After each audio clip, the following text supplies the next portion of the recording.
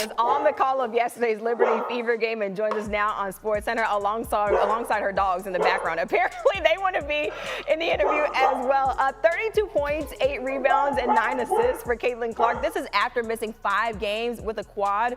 What stood out most about Caitlin's performance yesterday?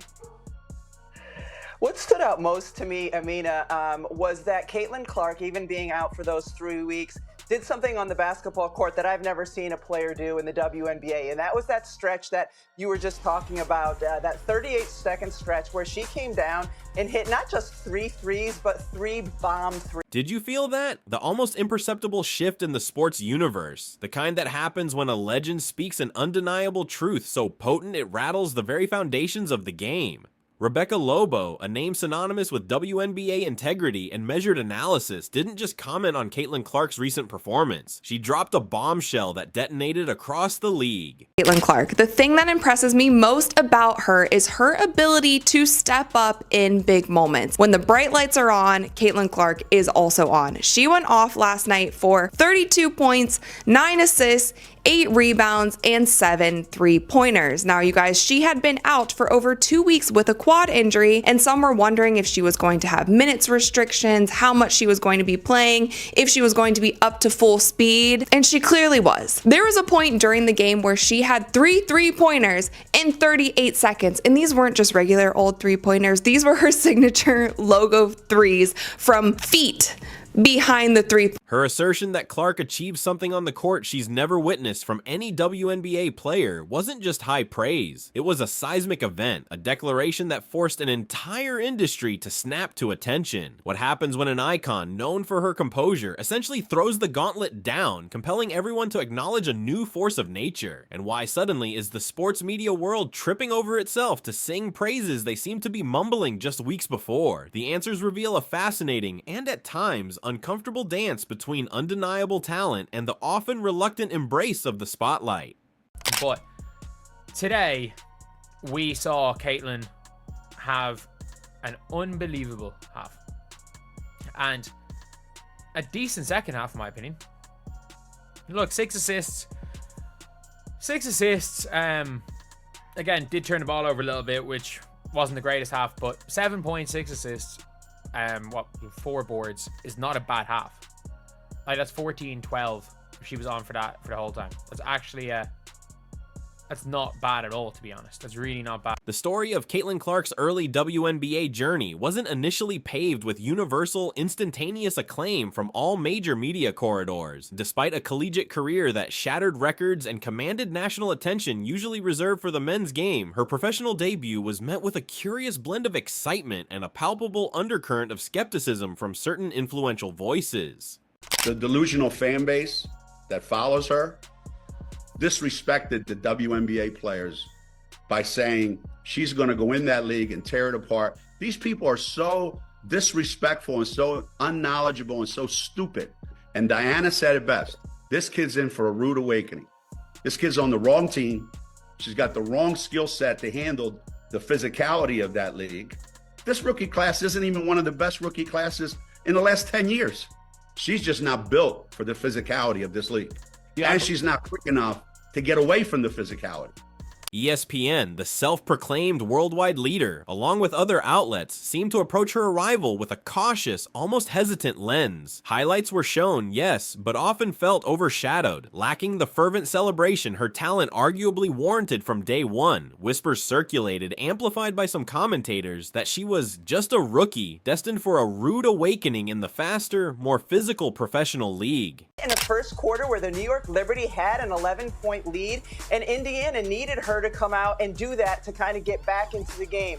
Her passing was on point, her scoring. Steph White took her out a little bit more, gave her a little bit more rest than we're accustomed to seeing from Caitlin Clark. She still played 30 minutes in the game, but that she had no rust, had a performance like that, and you could see the joy on her face, especially in that interaction you saw with Breanna Stewart about how happy she was to be back on the floor. Yeah, missed those 5 games with a quad injury, but definitely looked like she did not miss a step at all. Clark tied her career high for 3-pointers with 7. It was as if a segment of the sports world was bracing for, or perhaps even quietly hoping for, a narrative of struggle, a storyline where the college phenom was humbled by the established pros. This initial cool reception wasn't overt hostility, but rather a subtle downplaying, a wait-and-see attitude that felt strangely misaligned with the sheer magnetism Clark had already demonstrated. This created a peculiar tension, a burgeoning superstar lighting up courts and drawing unprecedented viewership, yet some of the loudest megaphones in sports seemed to be observing her through a partially frosted window. Back as fans and go, you know, this is wonderful. This is great. We get to watch. We have bleacher seats here, and we get to adore these athletes. Look at Caitlin Clark, how she's kept just taken over the country, and for that matter, maybe the world, and how she's encouraged so many young girls now to participate in sports, whether it's basketball or soccer or volleyball. My dad used to always say, the greatest thing about sports is that you learn so much about real life. You learn how to be unselfish. You learn how to be dedicated. You learn how to work hard. You learn how to win. And then you learn how to pick yourself up off the ground when you lose. And that's what life is all about. And so I just have so much respect for so many of these athletes that come along now. And as a fan, I just love it. They've even started bringing on guests just to gush over Caitlin, asking. But Clark, a competitor forged in the crucible of relentless defensive schemes and suffocating pressure, wasn't about to let predictions, hesitant reporting, or the weight of expectation dictate the opening chapters of her professional saga. For Caitlin Clark, this is her first game back in 4 or 5 games after dealing with the quad injury, and she did not disappoint. Came out with 32 points, 9 assists, 8 rebounds, almost a triple-double, but 7 3-pointers, y'all, and she was hitting them from 40 feet. Like, she was literally shooting from anywhere, and it was cashing out. In fact, at one point in time, she hit a ridiculous one that Stewie just had to throw her hands up, and they laughed all the way back down the floor because even she knew it was ridiculous. And the irony? The more ESPN tries to own the narrative, the more obvious it is that they never led the charge. Then came the eruption. After a frustrating stint on the sidelines due to a quad injury, a period that likely fueled the doubters and gave oxygen to the adjustment period narrative, Caitlin Clark didn't just return to the court, she detonated. Her performance wasn't merely good, it was a defiant, spectacular statement. Caitlin Clark and the Indiana Fever hand the New York Liberty their first loss of the season. If there was any question about how Caitlin Clark was going to perform after 19 days away with the quad injury, she answered them in the first half when she had a 38-second stretch where she hit 3 deep threes. She looked everything that we've come accustomed to watching from Caitlin Clark, whether it was scoring herself. She finished with 32 points on the day, 9 assists, a near triple-double with 8 rebounds as well. The Indiana Fever looking once again like a team that can contend for a championship, scoring 102 points against a very, very good New York Liberty. 32 points, a hair's breadth from a triple-double with 9 assists and 8 rebounds, and a barrage of 7 three-pointers. These weren't just numbers, these were declarations, and the way she did it was pure Clark. Logo threes launched with audacious confidence, passes threaded through impossibilities, and an on-court command that belied her rookie status or any lingering effects of an injury. You got to put it in perspective, right? These girls have been grinding to grow the game of basketball in the WNBA. They've been grinding to grow the sport to the world, the viewerships. They've been grinding for all of this. And then you have this girl that comes along from college and is an instant change. She's handed pretty much being the face of the league. There's going to be girls that are offended by that. And there's going to be girls that think she's got to earn it and she doesn't deserve this early. She's handled it great. I think she's performed last year. She's performing again this year. I think she's the rightful face of that 38-second stretch where she drained 3 consecutive bombs from deep wasn't just a highlight. It was a cinematic moment of dominance, the kind that silences arenas and sends commentators scrambling for superlatives. It was the kind of performance that makes ignoring a player not just difficult, but utterly foolish. The sheer force of her talent, the undeniable spectacle of her game, began to crack the carefully constructed walls of media skepticism. Caitlin Clark is undefeated at home at Gainbridge Fieldhouse when she's there cheering on the Indiana Pacers and when the Pacers are in the playoffs. I'm just saying that the Caitlin Clark effect is real because when she's at Gainbridge and the Pacers are playing in the playoffs, they're winning. They are officially 8-0 in the playoffs when Caitlin Clark shows up to cheer them on. And the way that these full circle moments just keep coming round and round is nothing short of amazing. The reluctant eyes were forced wide open, compelled to witness what was rapidly becoming undeniable. Suddenly, the whispers of doubt, the cautious prognostications, began to fade, not into silence, but into a frantic, almost panicked rush to rewrite the prevailing story, to catch up to a narrative that Clark herself was authoring in real time with every swish of the net. Clark's return, the headline, the Rookie of the Year, out since May 26th. What do you expect in her first game back? Well, first of all, I'm just as excited as everybody else to see her back on the basketball court. She's the most fun player to watch in all of women's basketball. I'm most eager to see her reconnect with Aaliyah Boston. The two players have been playing so well throughout the course of this season. In particular, in that game, Boston had a season-high 27 points, 13 boards in their two-man game. The pick and roll, the way Aaliyah Boston was slipping those screens and Caitlin was able to deliver to her, they were just on another level. Their connection was terrific. I would expect that they'll be able to pick that up pretty quickly in their game against New York again today. The transformation within ESPN's headquarters must have been something to behold. What followed Clark's explosive return, and indeed her consistent high-level play, was nothing short of a 180-degree pivot in their coverage. The network that once seemed to ration its Clark enthusiasm suddenly couldn't get enough. Minimal highlights wedged between other segments morphed into primetime game slots and extensive pre- and post-game analysis.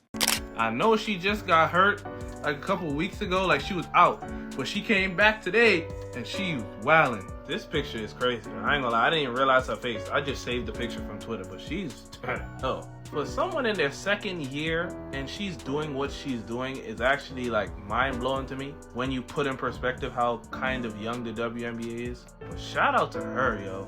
My WNBA people, where do you guys think the Fever go this season? Are they going all the way to the finals? Do they even make the playoffs? But is Caitlin Clark the MVP?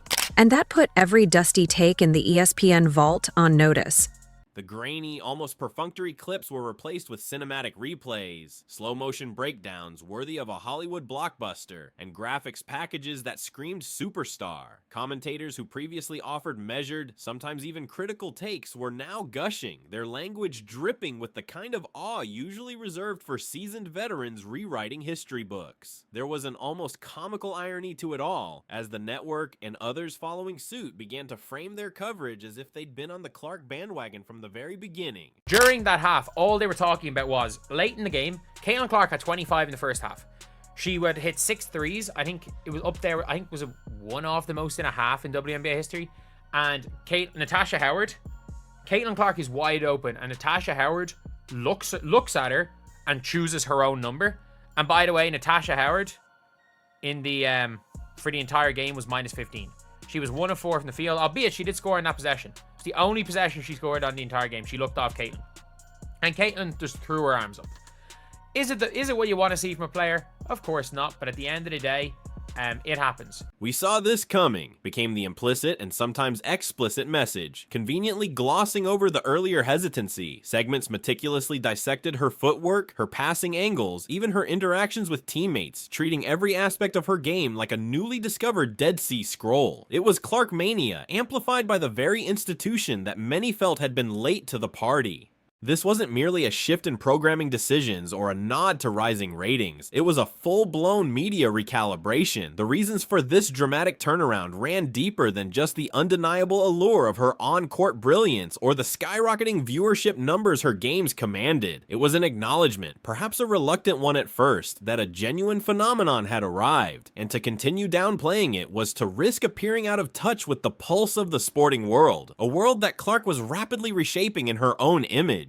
The Clark effect soon became a term that transcended mere basketball statistics. It began to signify a cultural and economic tidal wave. Her presence wasn't just elevating her team, it was lifting the entire WNBA. Arenas were selling out, not just home games, but road games too, with fans clamoring to catch a glimpse of the rookie sensation. Viewership figures for WNBA games featuring Clark shattered previous records, often rivaling or even surpassing those of other established sports leagues. Merchandise bearing her name and number flew off the shelves at an unprecedented rate, signaling a level of individual star power rarely seen in team sports, particularly on the women's side. This wasn't just about a talented player, it was about a magnetic personality, a captivating playing style, and a relatability that resonated with a diverse audience, inspiring young girls and drawing in casual sports fans who had perhaps never tuned into a WNBA game before.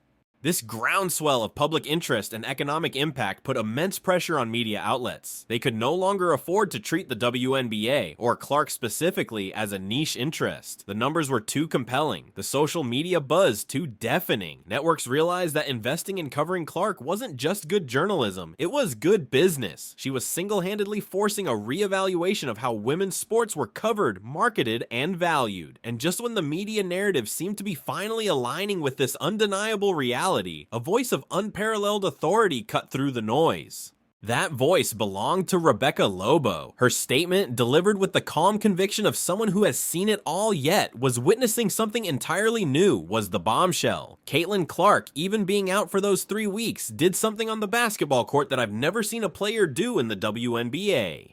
This wasn't hyperbole from an excited fan. This was a calculated, profound assessment from a WNBA pioneer, a champion, a Hall of Famer, and one of the most respected analysts in the game. Lobo's credibility is unimpeachable. She lived the grind, understood the evolution of the league, and possessed a deep, nuanced understanding of basketball talent. For her to say that Clark's 38-second, 3-3-pointer barrage was unprecedented in her decades of experience with the WNBA carried an immense, almost staggering weight. It wasn't just about the shots themselves, but the context, the pressure, the range, the sheer audacity. Lobo's words instantly elevated the conversation beyond "is Clark good?" to "is Clark historically great even now at the dawn of her career?" This endorsement had the power to silence lingering critics and to solidify in the minds of many Clark's status as a truly generational talent. It was validation from the highest echelon of the sport, a cosign that transcended typical media hype. Lobo's words weren't just praise, they were a historical marker, a definitive statement from an expert witness testifying to the arrival of something and someone truly extraordinary, validating what passionate fans had been screaming from the rooftops and what some insiders, perhaps constrained by professional decorum or old narratives, were reluctant to fully articulate with such force.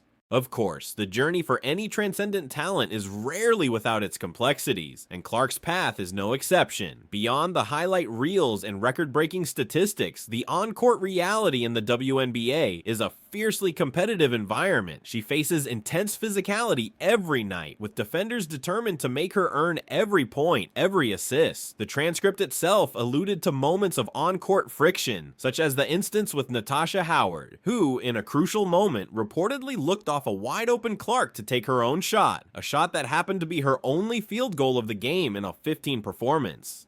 While such moments can be dissected and debated endlessly, they are also part of the intricate tapestry of team dynamics and the inherent pressures of professional sports. These aren't necessarily indictments of Clark or her teammates, but rather reflections of the high-stakes, often ego-driven world she navigates. That she continues to excel, to produce at an elite level, and to maintain her composure amidst this relentless scrutiny and intense competition only serves to make her achievements even more impressive. These challenging moments, these unspoken tensions don't detract from her narrative, they enrich it, adding layers of drama and resilience that make her story even more compelling to watch. Long before the major networks fully committed their primetime slots and cinematic highlight packages, a passionate and rapidly growing army of fans had already recognized Caitlin Clark's transformative potential. They were the early adopters, the ones tuning into her college games in record numbers, buying her jerseys, and creating a deafening buzz on social media that was impossible to ignore. This fan uprising was organic, fueled by genuine excitement for her electrifying style of play, her long-range bombs, her dazzling passes, and her competitive fire. Caitlin Clark is doing more than just putting a ball through a hoop with astonishing regularity and flair. She is actively reshaping perceptions of the WNBA, women's sports, and what constitutes a transcendent athletic superstar. The media's frantic scramble to catch up, culminating in Rebecca Lobo's definitive and powerful statement, signifies a true paradigm shift and acknowledgement that the old metrics and narratives may no longer apply. But as we witness this evolution, a lingering question emerges. Is this unprecedented level of attention the new normal for how truly exceptional talent will be recognized in women's sports? Or perhaps, has Clark finally broken that cycle for good?